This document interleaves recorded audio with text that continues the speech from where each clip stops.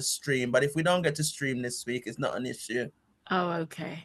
We'll just upload after. That's what I'm It here. says this meeting is being live streamed. Okay, yeah, that's what it says on there. So let me see what it looks like. Going to I think I'm supposed to press OK, and then it lets it go, and you're supposed to press OK to say that you're given permission.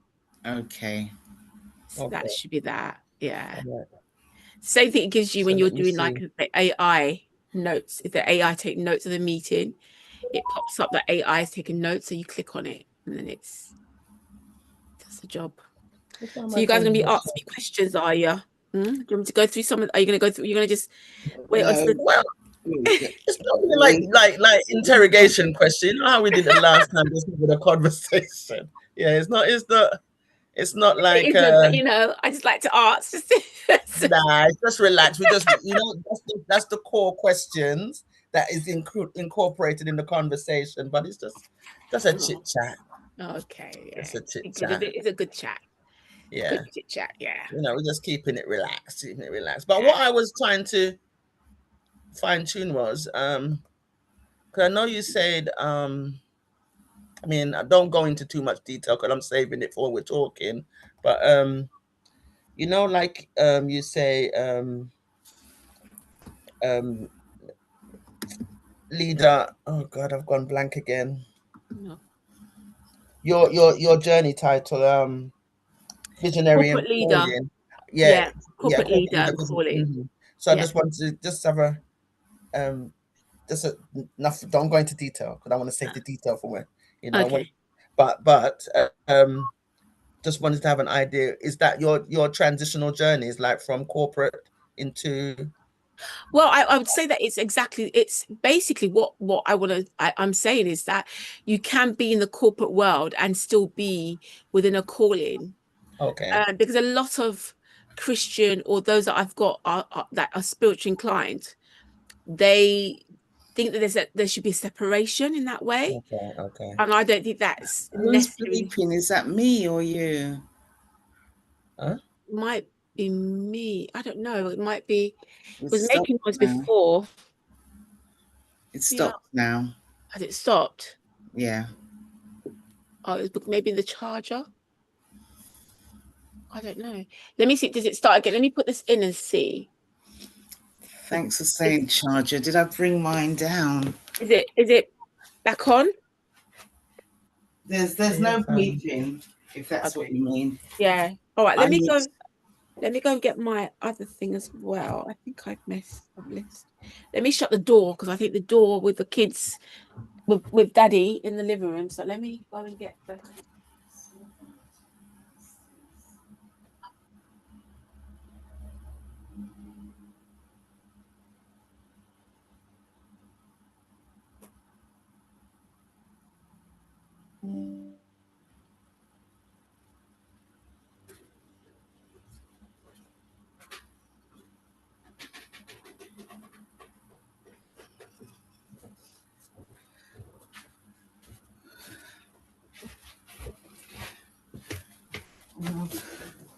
Done that. I don't know where the plug point is here anyway. Maybe I should get the extension lead just in case. The battery looks like it's just half full. That should last us. But just to be on the safe side, go plug up. You got 7 minutes. You can plug up.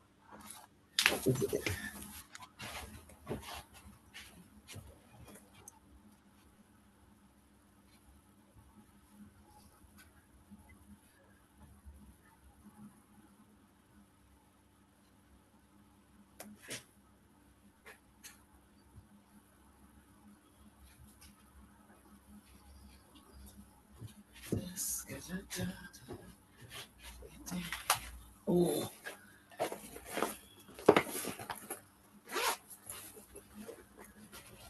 I'm going to put the recording back on so I don't forget. I really think we should still record from the time we start so people can hear our chat leading up to the interview. Okay, no problem. I'll do that for next time.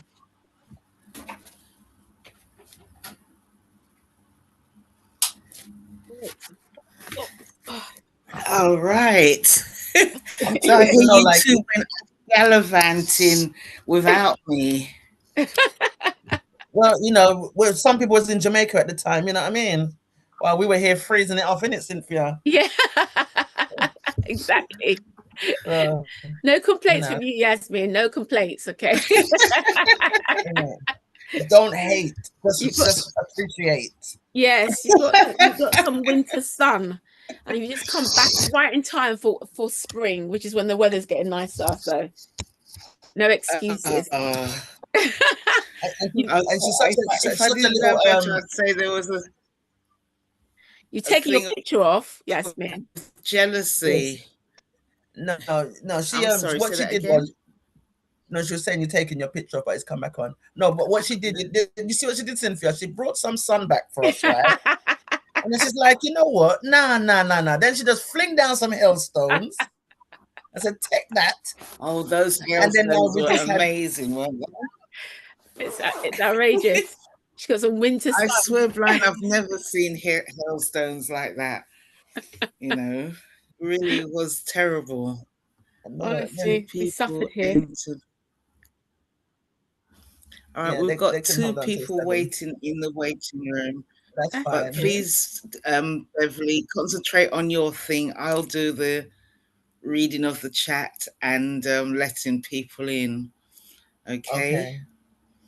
Okay, Yeah. And ma'am. you just concentrate on Cynthia. Okay. Right, because it's too many different things to think about at the same time. Okay. You know. Okay. Okay, she says. No, okay. So we I did all notice right, that when I was so looking at the your video, I excuse looked for like I going was out a bit gallivanting. all over the place. You what? I No, so I posted did it. notice that in the video where it looks like I'm fin- not finishing my thoughts. I'm stopping mid sentence to look at. I told you, I feel like I'm undiagnosed ADHD. Oh, bless you. Undiagnosed. Just to let you guys know, I have invited. I'm part of my church's women's ministry, so I'm part of the leadership team for the women. So there's an actual group just for women, and because you guys are about women, support a sister. I invited. I posted in there, so they That's might fine. show up. That's So fine. just to let you know that some of the questions, just so that they can feel a bit more related to it, they are going to be Christian women potentially being there. So if you can also be mindful of that so that they're not feeling disconnected, if that makes sense. Does that make sense in your All right. question?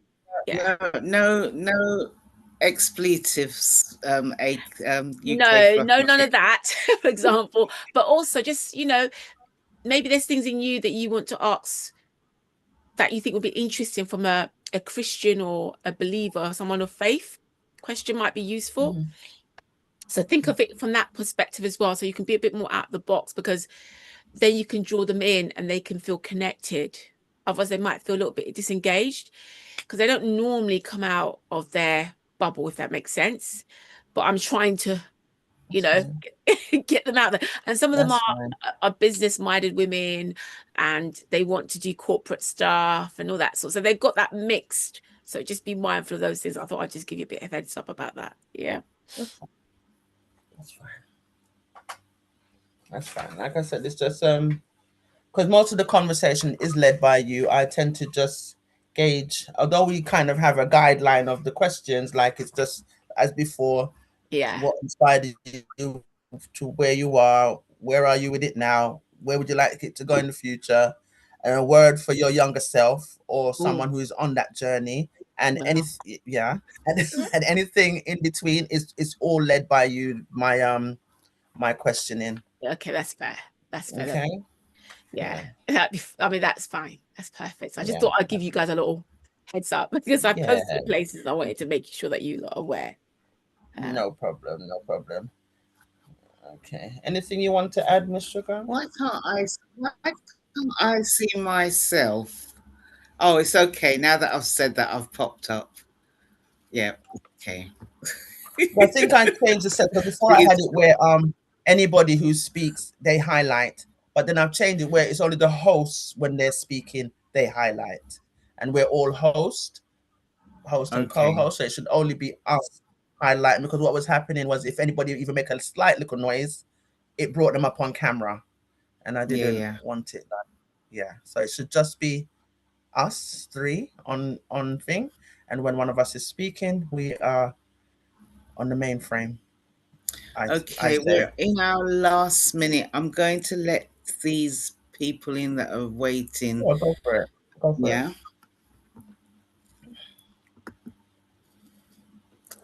She says, And ah, also, Siga, when you're typing, is there a way you can mute yourself when you're typing?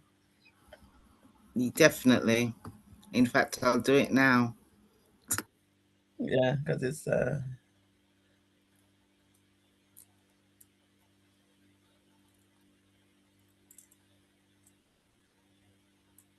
hello, hello, and welcome our attendees so far.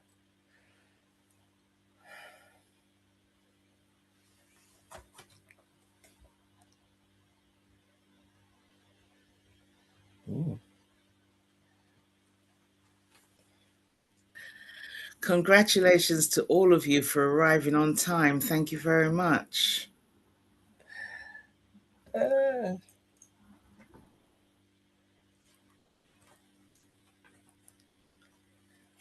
Hope everyone is having a fantabulous evening so far.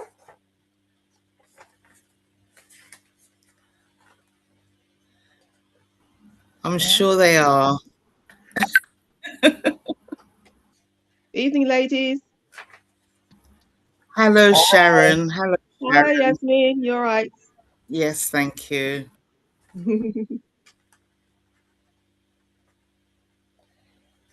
Hello, hello. So it's what? It's only Yasmin get hello. So what happened to me when I get no rating? Hi, Beverley. Hi, how you doing? I'm all right, thank you. Yasmin sent me the link, so I thought let me just look in and see what What's No, what it's all about. what's popping? All right. Yeah, glad to have I've you got here. another Glad to one have you here. afterwards. I've got another one afterwards. We're doing 3 days of prayer and fasting, so got another one at 8 o'clock Oh gosh. It's quite. for half an hour. What Tuesday, Wednesday, Thursday are the Yeah, Zoom days. they're just doing it for the 31st until the second, no, whatever Thursday is, Maundy Thursday, Tuesday, Right. Wednesday, Yeah. Thursday, tomorrow. Yeah, just doing a 3-day fast. Yeah, Yeah. The Easter just a season. quick. Yeah. Yeah. Ugh. So I've never logged on before. Are you able to just give me a little summary of Okay. So what what this it is? session's? Yes, So Beverly. the session is about we have a guest speaker each week Yeah. that speaks on a particular topic, and tonight we have an amazing speaker, and you'll hear all about who she is and what she's going to be talking about shortly. Okay. So it's just so the main emphasis is like everyone has some kind of journey, something that's inspired them to start something, whether it be a business or a life decision, a pivotal life choice, or some journey they've been inspired to start. Okay. So we're just trying to speak to people about their different journeys that they want to share, something that's inspired them, Okay. the innovation that it's led them to, Okay. and yeah, and with the aim of them leaving a nugget for someone who might be on that same walk, Oh, I see. or they can take something from it. Okay. Yeah. Yeah. So what I will ask, if we can, you don't necessarily have to be on camera, so if you can mute and camera, if you want your camera on, that's fine, but if you can mute your mic until we do have a Q&A section Don't where if there's mind. something I don't that's mind. resonating. I am going to take the camera off, but yeah, I just didn't want to be rude, and you know what I mean. I want you to know who's No, no, no, no, no. in, Yeah, that's who's that's fine. yeah. That's fine. I appreciate you. Yeah, yeah, yeah. That's fine. Appreciate that. So yeah.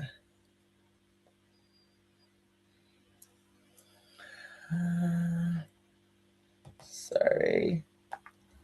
So yeah. So I am going to say welcome to our Inspiration to Innovation discussions. Podcast sounds a bit serious, a bit, but discussion. So each week, just like I was just saying to Sharon, we will have a guest that will come and share some journey that they may be on. So whether it be a new business, a new product, a new service, not necessarily new, but they might have a product, a service, a business, or just a pivotal moment that they've had in their life that they want to share as an inspiration for someone else who might be on that walk or facing something along them lines. And tonight with us, we have Cynthia. Don't forget me. And sorry, I'm so sorry.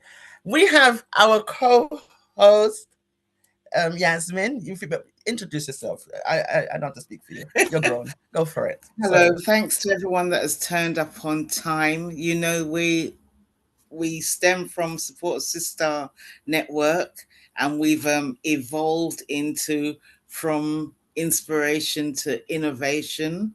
I'm the co-host, Yasmin Euphemia, with Beverley, A.K.A. UK Fluffy Chic. That's all I needed to say. I'm happy now. I'm so glad you're happy. I want to make sure you're happy. So, sorry. Oh Lord, what's happened? Give me 1 second. Cynthia's ringing me. Mm-hmm. And what's happened? Because you're not. She's still online for me. You're still online. Yeah, you're still online. She says she can't see us.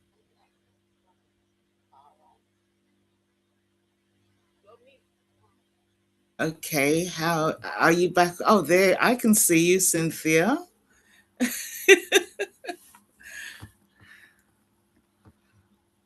If you're talking, your mic's on mute. Sorry, guys. Give me a second. Let me shut the door because I don't know. Oh, it is shut. I don't know what happened there. It was a bit odd. I tried to get back on and it was just not having any of it. So hi, everyone. Hi. Thanks for coming back to us. I think Beverley was just going to do your introduction, so you've timed it well. I didn't realize she vacated the premises. No, it kicked me out. I don't know what happened. It just kicked me out and I didn't know what was going on. So I was like, let me just try and get back in. And that was it. Oh, no. Okay, so we have Cynthia here with us tonight. How do I say your surname? Osei Owusu. Osei Owusu. Okay. And just a little backstory of how we met. Osei Owusu. Yes. Yeah. Okay. All right. And just a little backstory of how we met. We met when we were podcasting prior to this, as Sugar said, as Supporter Sister Network, and it was still along them same lines about people's journeys and where they were on that journey, what inspired them to start it, where they were, where they would like it to go in the future. And at that time, you were doing your Awari Kids YouTube channel. Yeah. I did get some baby subscribers for you. Oh, thank you so much. Even while I was in Jamaica, I got some little babies to join, trying to get them. Bless. What's this? Thank you. Yeah, so thank I you. always like to champion the people that we've met along the way. But then now, Cynthia's got another part of her. What could you say? Like another facet of herself that she would like to share with us tonight. And the title of her journey is corporate leader, visionary, and calling. So first of all, Cynthia, if you could just just introduce yourself to our audience, and yeah. Yes, I'm Cynthia Owusu, as you already know now. So my area of expertise is human resources, or what we now call people and culture. So I'm in the sort of later days, it was very much called director of HR, but now it's more director of people and culture, which is the same thing, but slightly more emphasis on people and getting the organization to be in a culture in a way that is conducive to the organization, but also conducive for people to work in. That's the idea behind it anyway. So that's what I do now. And I've been doing it for quite a while. I would say I've probably been doing it over 15 years now in terms of HR experience. So it's not something new. It's just something that I feel like I believe that I'm gifted and called into at such a time like this, as you all are aware of things that happen in the workplace. But yeah. Right. Yeah, HR is always is everyone's like go-to person when you've got all kind of conflicts or things that you're not even clear about, you know. So what led you to go into HR in the first place? Right. So I became a Christian, and I did politics and economics, sociology. And I was I was praying a lot about what I wanted to do when I finished uni. Because I had a different kind of plan. And I prayed and prayed, and it ended up that I end up going into HR. I asked to go into HR because for me it felt like a career, something that you can do anywhere in any organization. So whether you're in health or media, or to the point of like even Buckingham Palace has a HR department. I don't know if people know that, but that there is a department for HR there also. Okay. So you can literally work anywhere. And I love the idea of really like working with people, supporting the organization, but also working with people and like making them understand that we are a team. It's not I against you or you against us. It's us working together for one common goal, one mission, essentially. Okay. So I hope you don't mind if I kind of prod a little bit and go a little bit further back towards that about your Christian walk. So when did your Christian walk start, and how, if you don't mind me Right. That would be asking? like 23 years ago, to be honest with you, or even longer. Probably a bit longer, because I became a Christian like the last 6 months of uni, and I met somebody. So I met a friend at uni 2 years before, and he was in my class. We were just chilling, and in politics we'd talk about stuff. And then like my final 6 months, he said to me, "Do you believe in God?" And I was like, "Yeah, actually I do." And so he took me to a Bible study. And from that Bible study, it was just like a chilled out Bible study. You just come in as you are, in jeans, t-shirt, whatever, and you have pizza afterwards and a nice like drink and stuff like that. And then from that, I became a Christian step by step. But it was a journey, because just because you become a Christian doesn't mean that all your troubles and all the things all the things that go on in life just disappears. It becomes something that you still have to fight for, essentially. But the key thing about being a Christian is that you have somebody, God, to help you through that process and to cover you. And I think that's the key element of the difference in my career now, that I would say to you, is that I didn't go into it on my own. I went into it with God, because I was like, what do you want me to do? And this is a kind of the thing that he wanted me to do. But initially I thought it was just, maybe going into ministry, going to, church. But I think there is scope for the corporate world within the church context. Because like I said earlier on in my conversation, that you can be a HR person in all different organizations, including the church. I've worked with charities and churches, and they have an actual corporate arm that deals with obviously pastors or ministers or priests. And they deal with, all the facets within a church setting, because they still all have to have contracts. They still have to go through recruitment. They still all have to go through disciplinary, and there is Disciplinary. Yes, disciplinary. Yes, disciplinary. Because not everybody does what they're supposed to do. It's an organization as well. So it's that joint arm of how do you keep that Christianity or that spirituality, yet still have the corporate arm to manage and lead. And I think it's important, because people don't think of disciplinary in those kind of contexts. But, those are things. I mean, and the reason why I say that to you, Beverley, is like, for example, the Church of England having that whole drama about, safeguarding, kids that were abused from how many years ago. that will fall under disciplinary as well as safeguarding. Because if these people are still working there, they will need to be disciplined accordingly. And Maybe it needs to be never really thought about investigated. that. I didn't really think about that. Yeah. So Yeah. now we got a little back of your Christian walk, and Yes. and obviously as a Christian, it's kind of the nature, isn't it? You pray before making any movements. You have to get that hear that voice that kind of leads you onto your pathway, and your pathway, you were led into HR. Yes. I'm So ready to HR. Yes, into definitely. HR. Okay. Yeah. So where does this in your title, the visionary and calling, um, how does that factor with everything, if that makes sense to you? My question. I When you mean, say visionary and calling, what does that mean?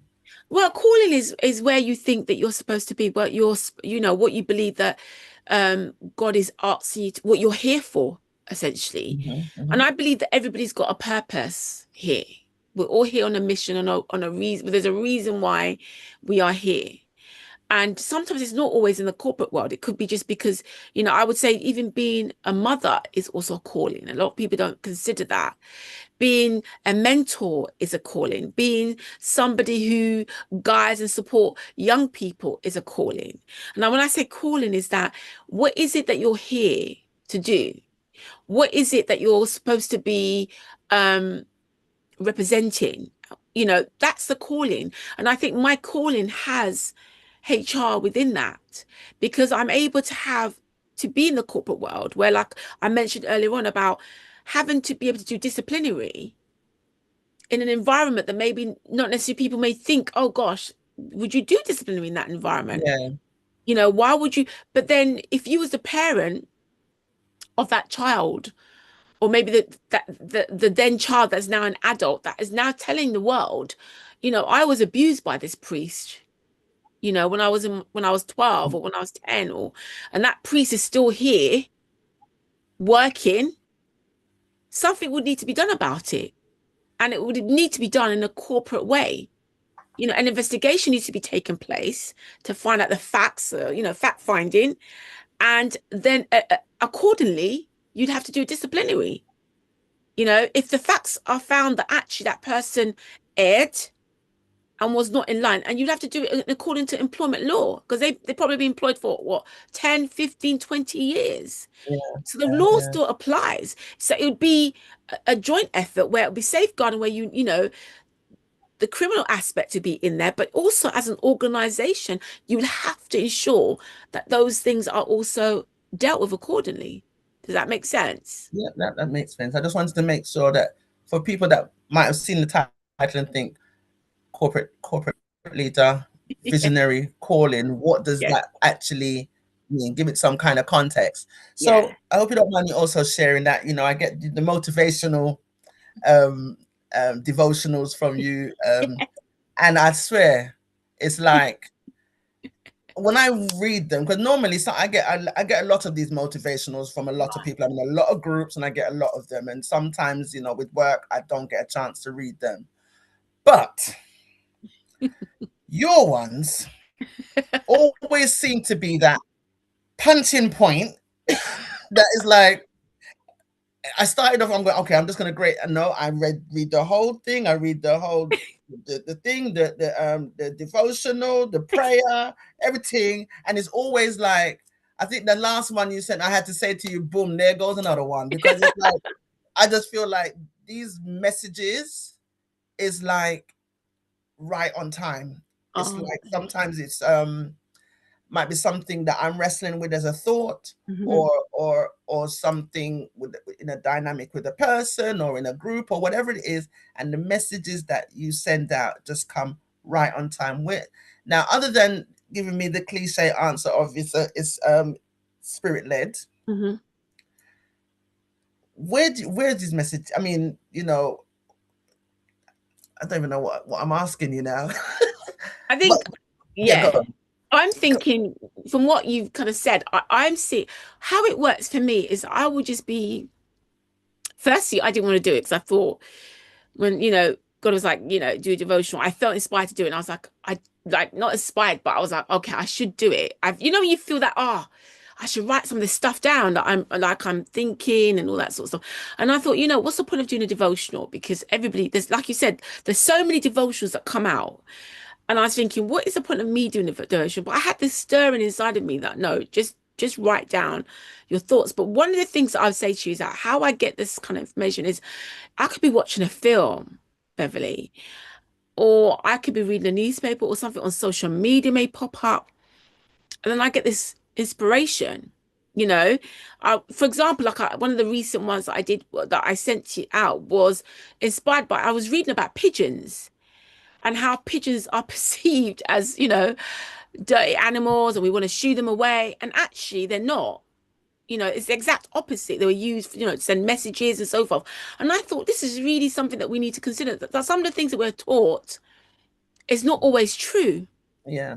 And we need to almost like re-educate ourselves on things and not just take everything that we're told as that's what it is.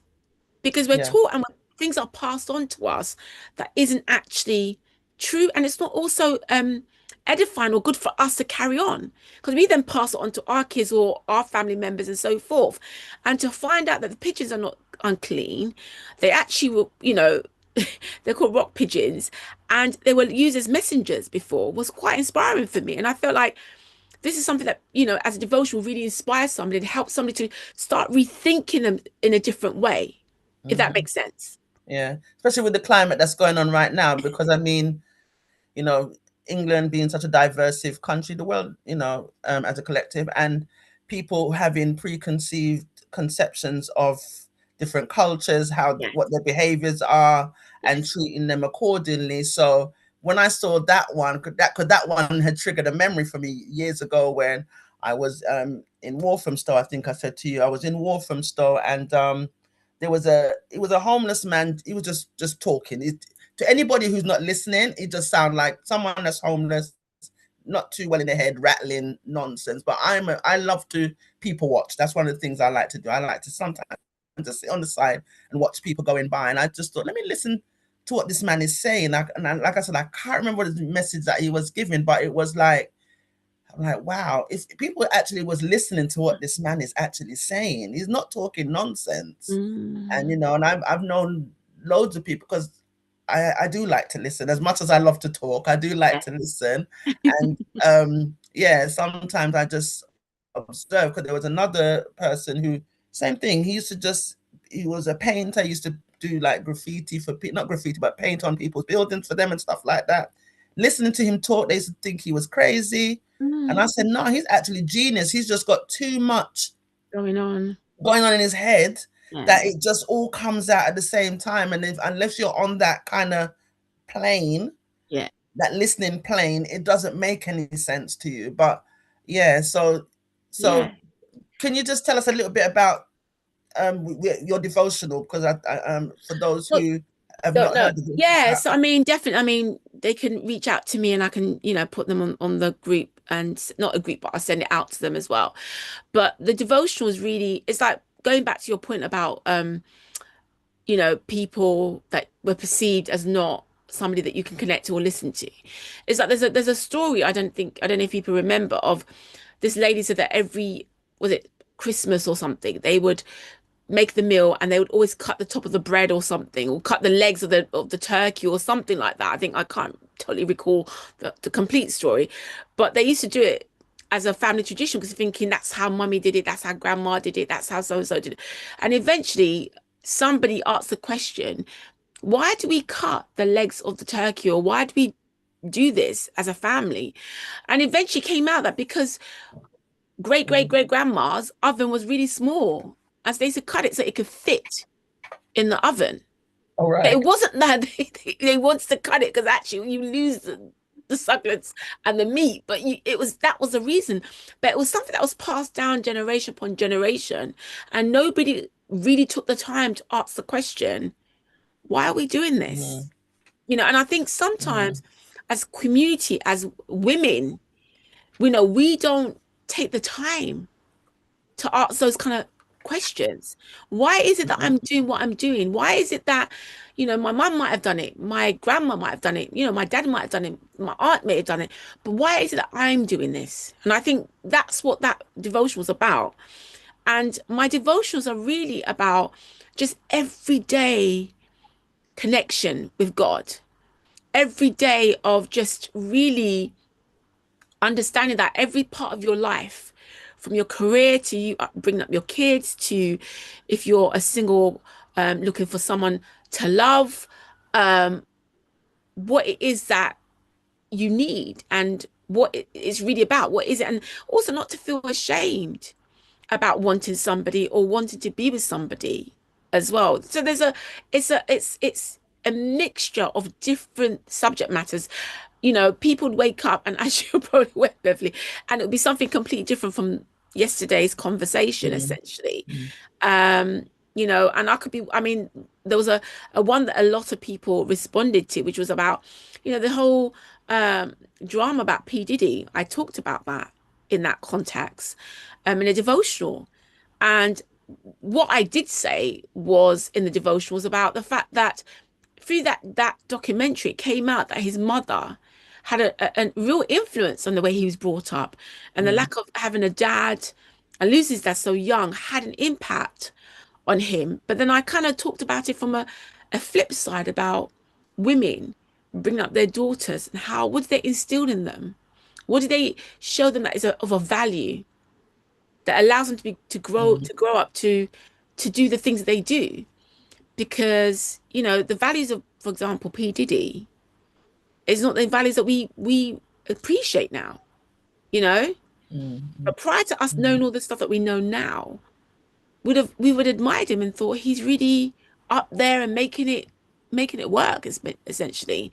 But I think it just showed us that sometimes the price that people pay to be successful isn't always what it is. And I think my devotion explores all different kinds of themes that allows people to think and to reflect.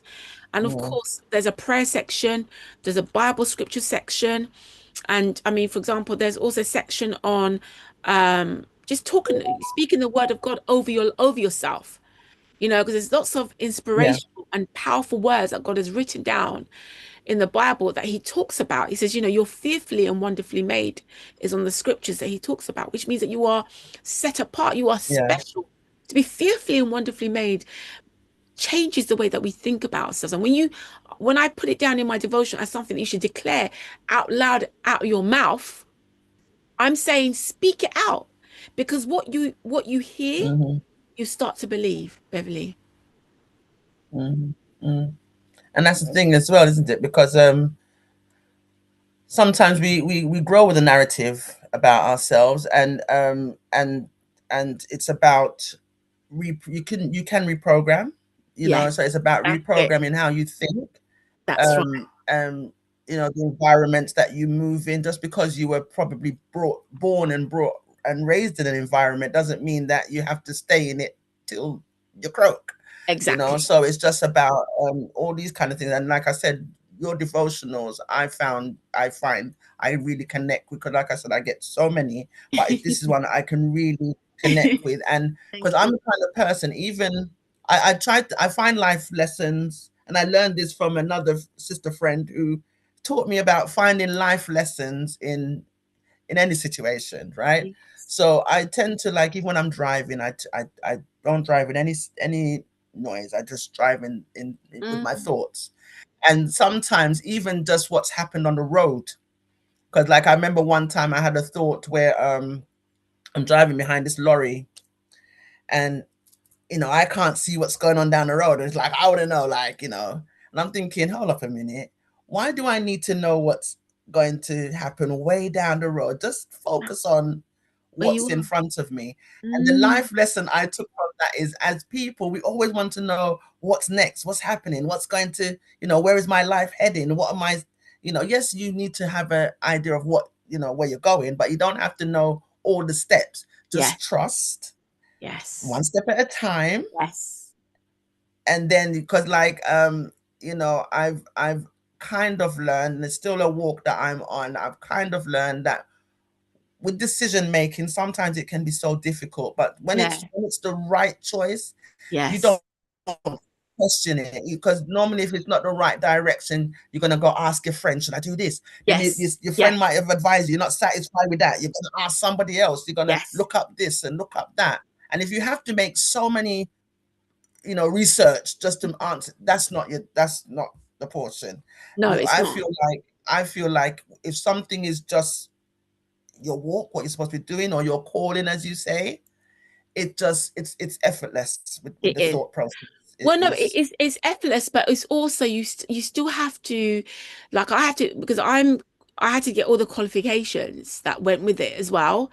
So when I talk about the corporate, it requires me to, it required me to do my MCIPD, and I'm grateful that I got a distinction in it. So I had to really get down into the corporate world of, because sometimes, as people who've got faith, they think they can just go into a work environment and, God is going to do everything, don't worry. It's going to be favor here, favor there, and everywhere else. And all I've got to do is pray about it.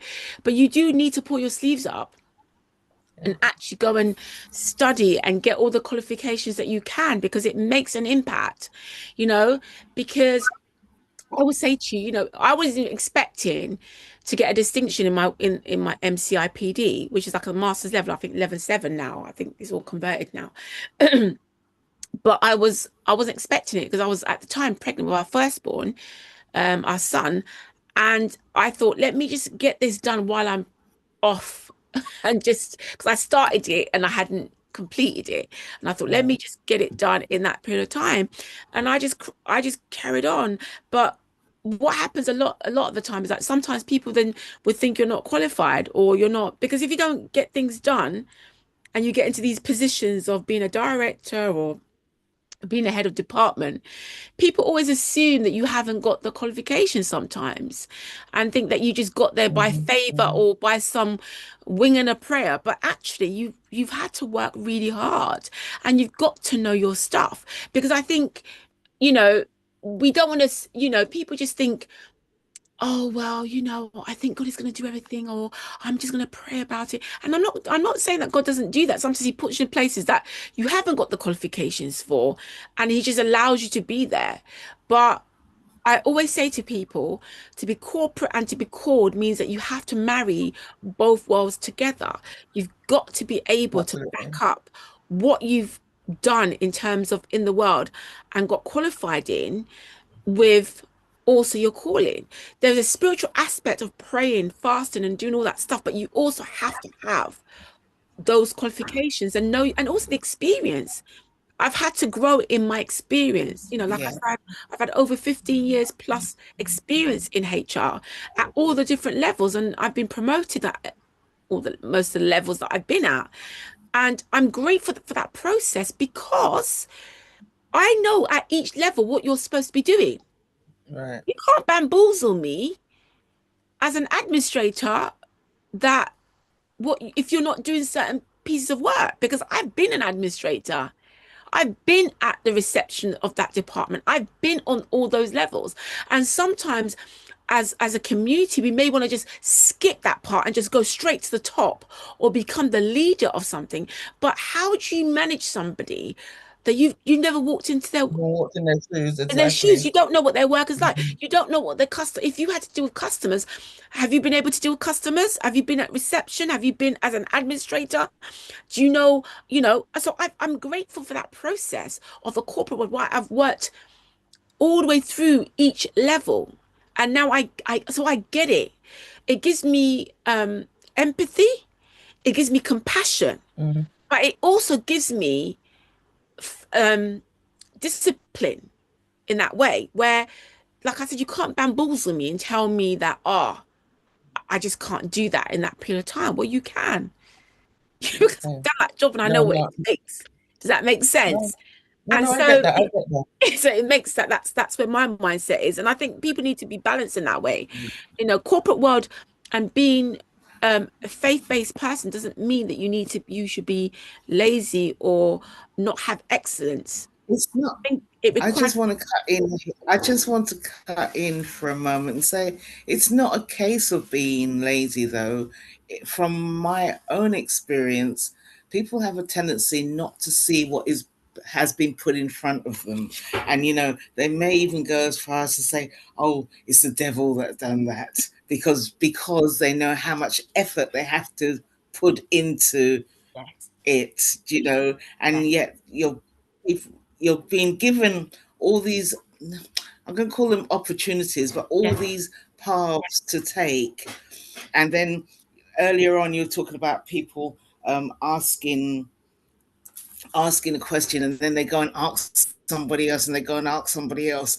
And in my head, the only reason why they're doing that is because they're not getting the answer that they want. They already know what they've decided. They already know the answer that they want, but you haven't given the right answer. So I'm going to go and ask the other person, and so on and so on. And we're not recognizing the gifts that are being given to us, the blessings that are being given to us, because we're thinking, oh no, God will sort it out. yeah, It's 100%. like, but you've got to do it. You've got to do something as well. Yeah, It doesn't just land on on your your lap. lap.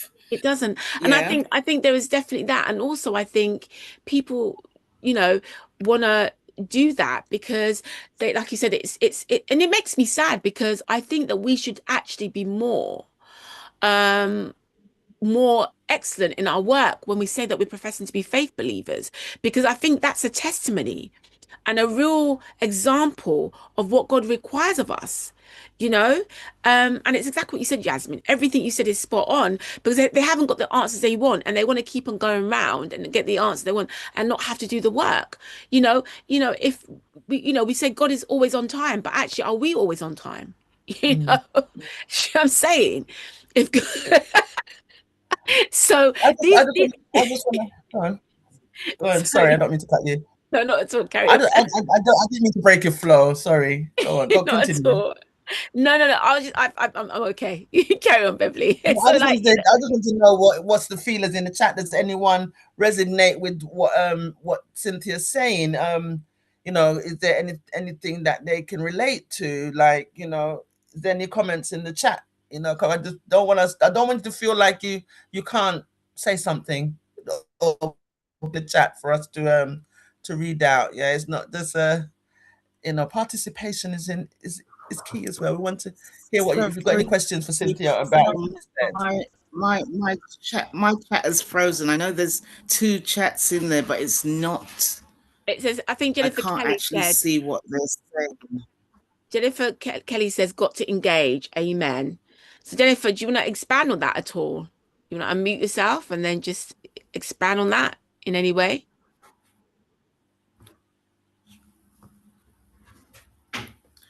No? Anybody else? Jennifer, are you with us? She's got it on mute, And who's the other so she's eating person? dinner. 'Cause So she can't I speak. can't. She's eating dinner. Okay. Bless her. Yes, of course. Yeah. I mean, it's just I think we just need to be, I was just saying, I think she said amen about, us when I said amen about she said amen because I said, God is we always say use the term God is always on time, but we're not always on time. Mm, And so we yeah. expect God to be like that. And we're representing God and we're expecting God to be doing what he does, but yet we don't emulate what we say he is. And I think that's Mm, why a lot of people get put off with faith. And um yes, that was my amen reason. Thank you. And I think that's why a lot of people get put off with faith, and that's why they don't think that you can have a corporate world and have a faith or calling with it, because they expect you, it's almost like there's an expectation, there's the potential of just being slack and not being really as efficient as you're supposed to be, and which is a sad thing, to be honest with you, because I don't think I wish it's a sad thing. Hello, someone no, speak. I'm here. I heard somebody say something and I stopped. All right, that's it for my end. No, because I was just thinking. So, if you were to give no, actually, before I get to that, so where would you say if you was to a summary of where you are now in terms of your missionary and your corporate life merged together, where would you say you are now with it, and where would you like to then go in the future with it? I think for me, I've where I am now is I'm at like a director level now, so I'm very grateful for that level. In this time, I do a lot of consultancy at the moment with that at that level, and it's allowed me to be able to really change organization and to also support directors and help them to be able to be as effective and as forward thinking as much as possible, to be more strategic. Because a lot of the work that I think at director level they're supposed to be at is supposed to be, you're not supposed to be firefighting every day. You know, you're supposed to have foresight and see what is to come and plan strategically to ensure that those things are not firefighting. Because when you're firefighting a lot of the time in an organization or at a director level, there isn't room for creativity, there isn't room for compassion, there isn't room for discipline, there isn't really room for planning, and there isn't room to be just, because sometimes some of the things need real thought. If things are not things are happening in a department or in an organization, there may be underlying root problems that hasn't been really explored, if that makes sense. And so if you're going to be firefighting, you're going to just take the assumption route and say, oh, well, that manager's not doing great and that's what's happening. But there could be more to it. You know, it could be systems within that department that needs to be changed and tweaked. It could be the manager. It could be the staff. But when my work allows you to be able to be more strategic, more people and culture friendly, because you've got to be able to, because you've got to, oh, what's happening here? I can hear an echo. You've got to be able to turn a culture in an organization for the benefit of the people and also the organization. And I think it's definitely feasible. And it's definitely, because people think it has to be one way or the other, but it doesn't have to be one way or the other. Like I said at the beginning, is that we are a team. Yeah. We are one. So it's not I or you. We have to work together. Everything that we ask the team or the staff to do is for the vision and the mission of the organization. Now, whether it be a faith organization or not, or corporate, it's still, we have a target, a goal, an aim, you know, or a mission statement, as people may call it. And so you need to be able to deal with that. But you know, one of my loves is leadership, being able to help leadership to manage to deal with things that they wouldn't normally be able to handle, especially in the church environment. Because, you know, Beverley, you mentioned, oh, I never thought disciplinary for the church environment. But, and that's not just yourself. Most church environments may not perceive that, or they may shy away from it because they may see that it's not spiritual to discipline a priest. You know, God has called them. Why are we disciplining them? You know what I mean? Yeah. and and the Bible's got lots of Maybe it should examples. happen more often. Yes. So, you know, it's like, how do they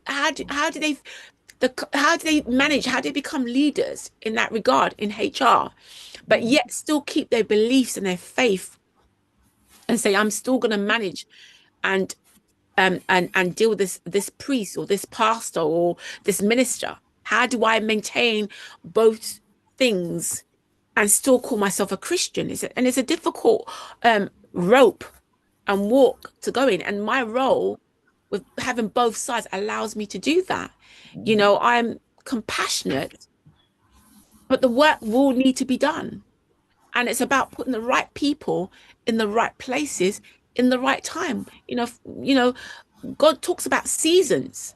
You know, there's a time to sow and put things in the ground, and there's a time for the spring like we've got now. It's time for harvest. So we've got to understand those systems are put there as examples of things that we must do in organizations, not just in Christian organizations or faith organizations, but also corporate world.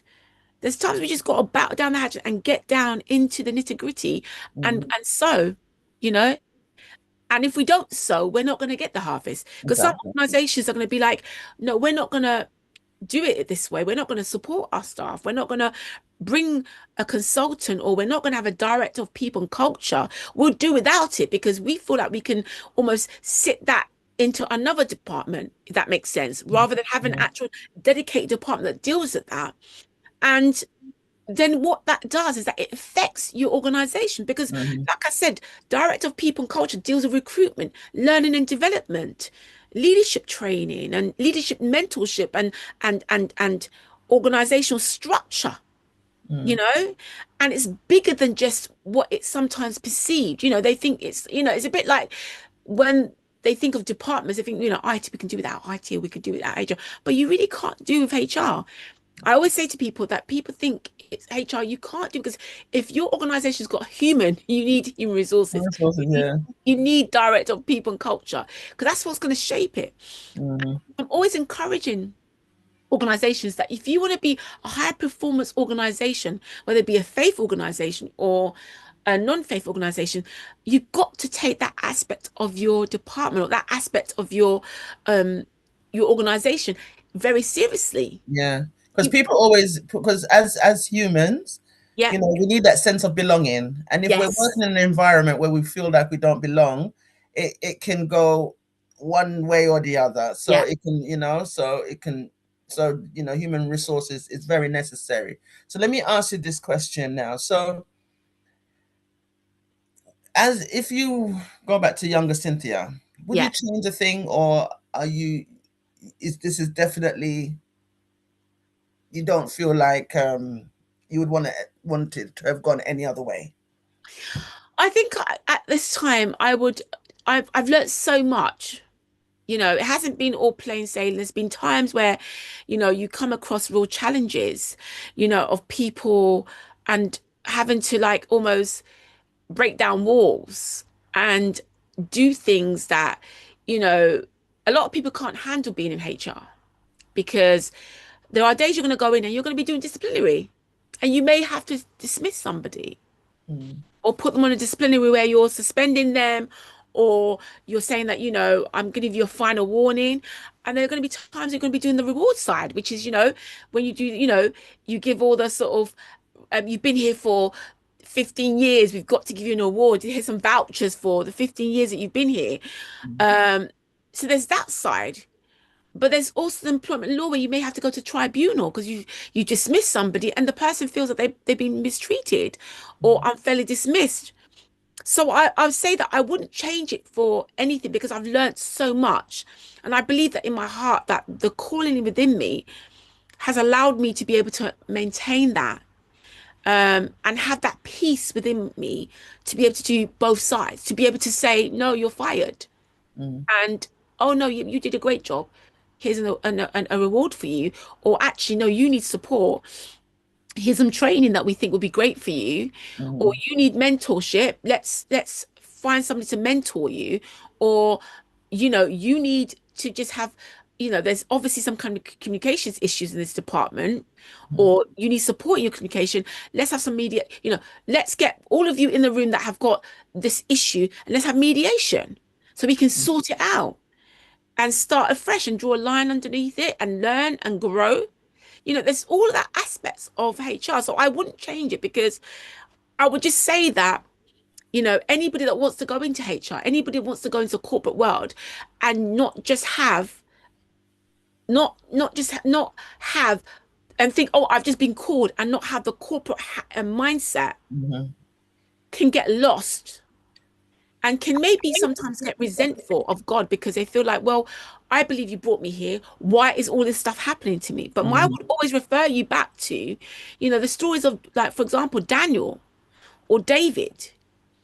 King David was a shepherd, you know, and when he became king, he had no end of people running after him and chasing him. And even before he even got on the throne, mhm, Daniel was in Babylon, and he was put in the lion's den. Everybody knows the story of the lion's mhm, den. And he was one of the top, what we'd call like a governor, like a CEO, essentially, mhm, of Babylon. But yet mhm, he was put in the lion's den. And so I say to people that being in positions and being called and being put in places doesn't mean that you're not going to have your lion's den moments.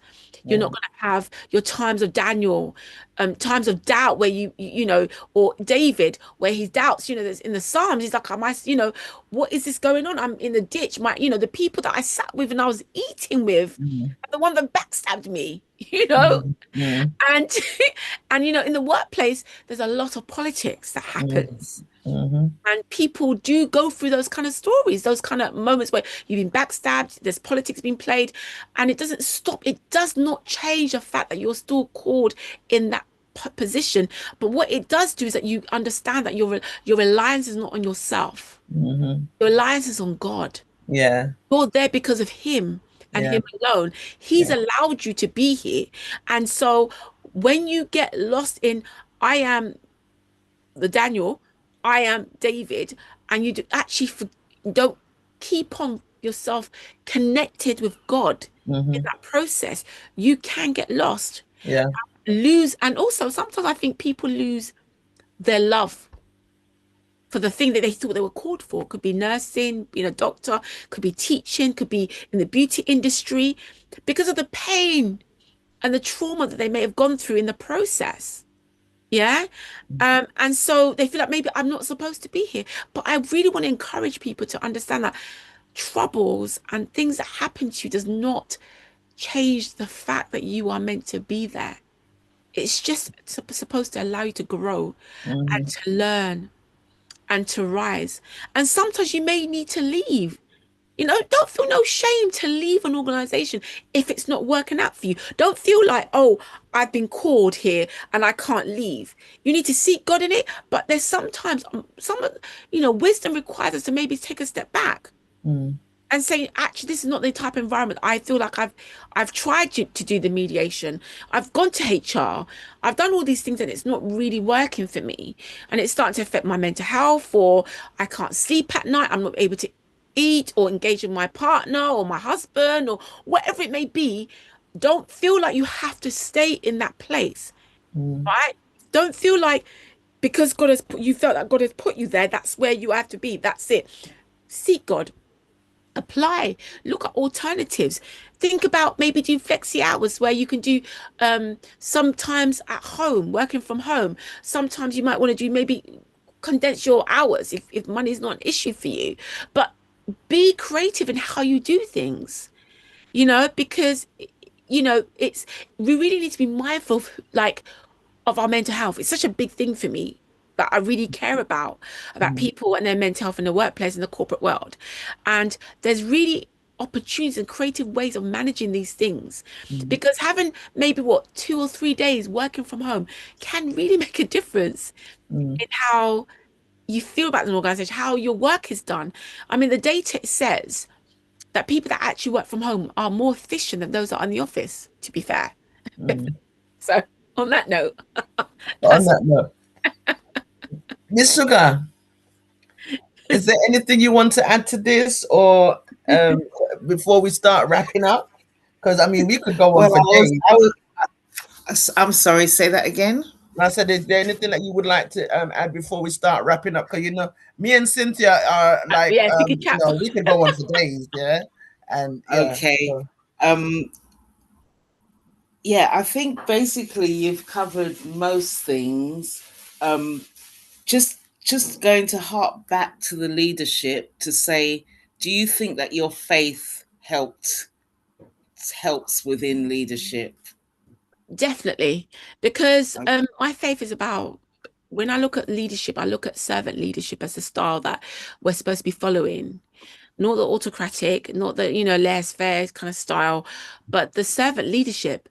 But being a servant leadership doesn't mean that you just become, you know, a walkover and, you know, all you do is just let people just do what they want. Servant leadership requires us to follow in the footsteps of Jesus Christ. But Jesus Christ wasn't somebody who just sat there and just like everything was like, oh, dandy. You know, there's times that he just tell people straight up, like, you're a joker, like you're not serious, you know, fix up. You know Yeah, what I yeah. mean? And I think we find it hard to, as leadership, to think that somebody who's faith-based can actually be like, can be quite clear and transparent, say, no, that's not going to happen here. You need to get here on time, right? Yeah. You need to be doing your work, and you're going to have KPIs, key performance indicators, right? And we need to look at what is your output and what is going on. And yes, of course, we're going to support you if there's something going on with you, or things are happening that is out of, that you need support with. But the work needs to be done, Yasmin. And Doesn't I this think, sound? I'm sorry, I cut no, you. carry on, Yasmin. No, it's all right. I was just going to say to Beverley that it sounds a lot like being a teacher. Yes, it is. It is. It is. It's very much like that, because that's why they call Jesus Christ rabbi, teacher, because that's what he did. He taught and showed the way, because that's what one of his names, that he's seen as teacher. What is it? How do we pray? How do we do this? And there's a lot of that, because that's what the Bible shows. And I think for me, we're there to be doing that, but we're also being a teacher means that you also have to be the example. Yeah. You can't be a teacher and be a leader, and then you're rocking up late. You're not, you tell your staff or the people that you're supporting, oh, I have a one-to-one meeting with you at 9:30, and you're not there at 9:30. You're rocking up at 10. And you're not letting them know that you're not coming in on time, because maybe something's happened. Of course, these things happen, but maybe it's a regular pattern. You tell them, oh, I'm going to make sure that I have one-to-one meetings with you once a month. Months go by, you're not putting nothing in no one's diary out here, right? And so we have to lead by example. It's not just about do as I say and not do what I do, because otherwise you lose the respect of your staff, because they're like, well, you expect me to uphold the things that you expect me to do, but yet when I need you to have a meeting with me, or you've said in the meetings we're going to have at least once a month meetings, there's no team meetings out here, there's no supervision, there's nothing. And I think it's about us being conscious about being leaders ourselves. You want leaders, you've got to be the leader. You've got to be that example. Because if you went to, a classroom and a teacher was kept on telling you about, you must know your maths times table, and then they didn't know their maths times table, it'd be very concerning. It's like, well, who are you teaching out here? And I think that is one of the key factors. Sorry, Beverley. Okay, thank you very much for that. You've talked.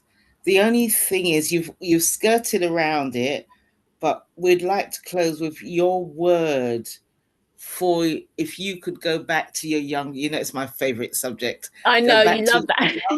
Self. What would you say to your younger self? I would say to myself that understanding that being a woman of color, being qualified is important, but also I would say have fun with it. Have real fun with your career, have real fun in the corporate world, have fun I mean, I had fun, but I would say that, you get so bogged down with having to do I got to do my MCIPD, I got to do this, I got to do that, you're constantly jumping from one thing to another and not really enjoying the journey. Not really enjoying what it is that you've achieved. It's like what you said about gratitude earlier on, Yasmin. That it's the gratitude aspect of saying, I am so grateful. Rah, I've made it to, like, head of department. I'm now director of people and culture. At every stage, having that gratitude. And even if you get a restructure, and I'm going to give another example, that even if you're not promoted, maybe you've been in a sense been put down because of through a restructure, or you've been made redundant. All happy in your space and not want to move up. You're just there because you enjoy that thing. That thing, that's okay. Being content with that is really important.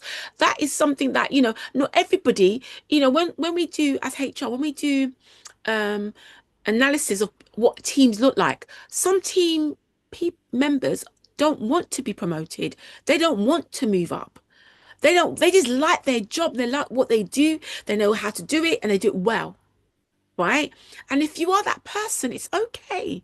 Don't feel pressured to feel like you have to move up into the corporate ladder and climb up, because that's not really you're quite happy to be the most amazing receptionist, and just, and you're the first person people see when they come into an organization, and it's not a devalue of your worth, of who you are. You love it, enjoy it, take it stride, and don't feel pressured by anybody to move or do anything else. And I think that level of gratitude, that level of grounding is really important. But going back to my point about even redundancy, a lot of people see things like redundancies, restructure, they panic a lot about it. And they think, oh my gosh, I'm going to lose my job. What's going to happen to me? And I'm going to, from all the stuff that I've been through with all the restructuring that I've had to be involved in I'm going to tell you that please see it as an opportunity. Don't panic. Utilize everything that you're going to get out of that. If it's money, work out what the money you're going to get if you are made redundant. Work out what training they're offering. Use every angle and every opportunity, because when you're going through something like a restructure or a change management in that way, they are obliged to support you, to train you, to give you the tools and things for you to be able to move on, or even do the interviews that you may have to go through. Use it. Don't get bogged down with the anxiety and the losses that you lose what is being offered to you. If you get 5 grand, 10 grand, 9 grand, 20, whatever you get, think about it in the process. What can I do with this money that will allow me to maybe move up to the next level, or maybe do something else? And while you're going through a restructure or a redundancy process, really look for something else. Even if you've got an allocated interview within the organization, because a lot of people say, oh no, they don't start looking for another job. When that happens, a lot of people stay within their job and then they wait for their redundancy before they go, right? If that's what happens, or they wait for another job that comes up, which could be a demotion. They protect your, maybe 1 year's worth of service, your salary, but then after that 1 year, it goes back to what you are now, what they've given you, and they wait for that. But I would encourage you that if you're going through something like that, that you go and apply for jobs within that process. Don't just apply for jobs that you don't even think you're qualified for, and just go for it. Because it really makes a difference. That gets you back into the habit of job hunting, because going to interviews and things like that is nothing like it was when people started work, especially if they were in a job for a long time and then they go out into the world, and the whole process is completely different. Yes. And it gives you confidence as well, because like you said, when you go out, if you're going for redundancy, you go out and you have an interview, you have a level of, it gives you confidence. You get to learn about yourself, what you're good at, what you're not good at. And if you get an offer of a job, it really takes the pressure off, right? You can say to them, listen, I've got to give my organization 2 months notice. You know that maybe your redundancy is going to happen within the month, right? If you then go for that job within your organization, they make you redundant, you take your money, but you've got a job in a month's time that you've already set up. You're not stressed out. You take that money, you put in your account, and then you start, it's about being that strategic minded. Yes. It will change the way that you see and perceive it. Don't see it as a way of, you're going to lose out. Really grab it and run with it. Because I tell you something, I always say to people, the way I've advised some people and they've got jobs and they got made redundant, they've got maybe 10, 15 grand given to them, but they've got a job already set up. You take your money, you get another job, and then you move on, right? And then you don't lose out. But the other thing about it is, and I want to say this particularly for women, a lot of women, it's been found in data that a lot of women don't always apply for jobs that they feel like they're not qualified for. Men do, but women don't. It's right? funny you say that. Go on, go on. Finish your point. Finish your point. So they would rather apply for something. Women would rather apply for something that they feel that they are capable of doing. They've got the things that they need. Men Mm. don't always. A lot of men don't do that. They found that in the data from our research from HR, and so men would get jobs they're not fully qualified for. They don't learn on the job. They will learn on that job. They'll be the swan, but their feet will be underneath, right? Learning. But And women they'll be won't all do that. calm. Real You think, calm, Yeah. but oh, they're so professional. yes, yes, yes. But they I go miss home, or they're in the house and they constantly, what does that mean? Or they're in the office trying to find things out. And I want to encourage us as women, and if there's men here as well, carry on. But if women in particular, I want to say to you, do not let a job that you think you're not qualified for stop you from applying. It's funny you should say that. I remember when I was doing my teacher training, and my because I tend to panic about things as well, and I remember my trainer saying, if women had the confidence of men, we would be ruling the world. Yeah, because men just I could do everything, and but they can't do nothing. But they do not have that I cannot do in their Yes. vocabulary at all. No. We overthink, we overanalyze, Yes. we have that inner voice that tells us that we can't. I mean, Mhm. we just got so much wrestling with that Mhm. men don't even think about. Not Yeah. well, I'm not saying all men, but most men don't even think about it. They just go for it. And if it works for them, it works for them. If it don't, they just think, oh well, I'll just try something else. But we just have, I think, if you're gonna go on the levels, everybody will have like maybe some levels of fear of failure. But if Yes. you're gonna put a balance, the women is up here and the Yes. men are probably right there. We just, I don't know, we just tend to have that.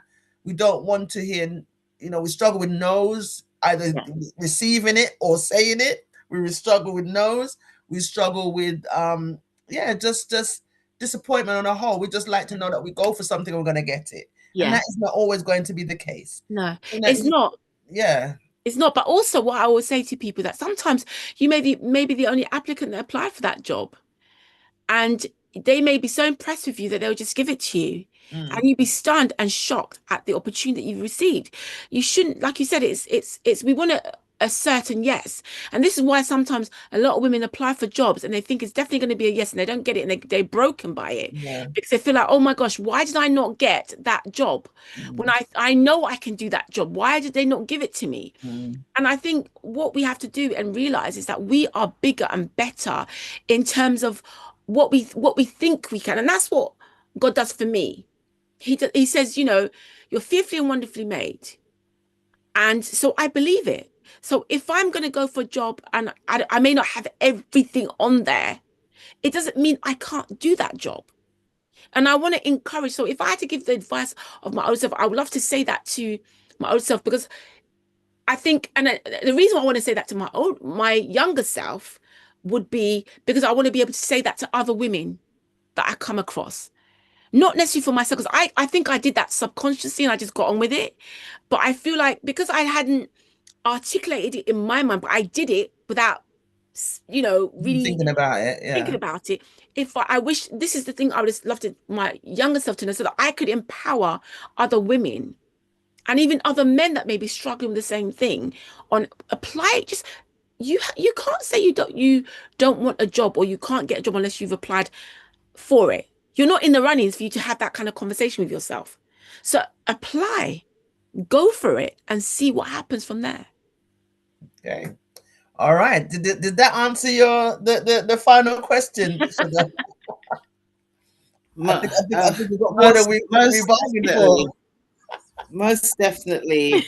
I got a full rounded answer. That's You're Thank most you welcome. very much. You're most All right, welcome. and thank you for joining us. yeah. Okay, anytime, guys. Yeah, no, Really good to this has been quite edifying. Hopefully, those that participated was here tonight. That you got something from it. Obviously, there's loads of nuggets within that. Surely, you got something to bite and chew on and reflect and think about. And in the work field, like ways that you can probably navigate through whatever work journey you're on, Yes. wherever you're at with it.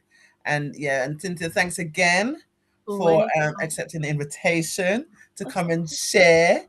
your inspiration to innovation journey. And like Cynthia, if there's anyone that was watching tonight and you have an inspiration to innovation story you want to share with us, don't be shy. We do have the link. I did have the link, but I don't know how you share it. But I do have the we'll put it.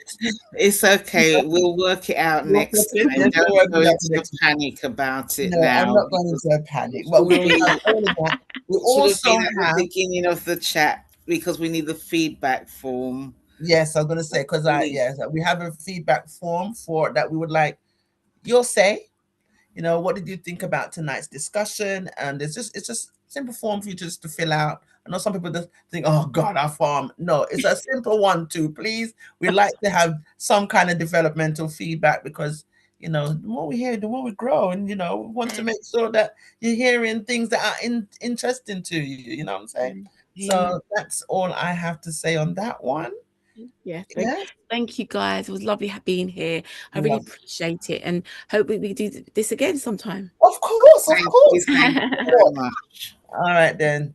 Have a good one. Thank All you. right, take care. Bye, All everyone. right, good Thanks, night. Good night. everyone. Oh, so Thank you. there's some comment here. Thank you, ladies. Able to resonate immensely in my corporate work field. Lots of takeaways.